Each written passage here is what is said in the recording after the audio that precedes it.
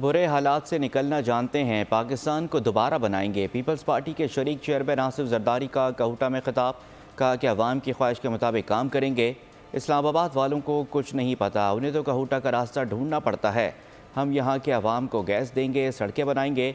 साबिक सदर का कहूटा में मेडिकल कॉलेज और यूनिवर्सिटी बनाने का भी ऐलान।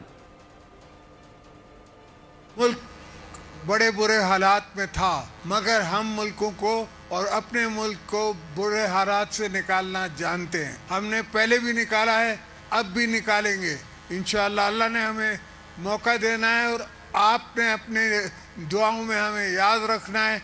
आपकी दुआ से हम बिल्कुल पाकिस्तान को फिर दोबारा बनाएंगे, दोबारा इसको बदलेंगे और हर चीज़ जो है वो होगी जो आवाम की ख्वाहिश होगी, जो आपकी ख्वाहिशें हैं, जो मुझे पता है, दोस्तों को पता नहीं है। इस्लामाबाद को तो ख़ास कुछ पता ही नहीं लगता, उनको इस्लामाबाद को ये नहीं पता कि कहूटा कहाँ है। यहाँ आने के लिए उनको रास्ता ढूंढना पड़ेगा। आपकी मैं ये सब चीज़ें देखते हुए पहला ऐलान तो मैं ये करता हूँ कि ये रास्ता बनाऊंगा। इंशाअल्लाह अल्लाह हमें ताकत देगा कि हमको आपको गैस देंगे और हर सहूलत।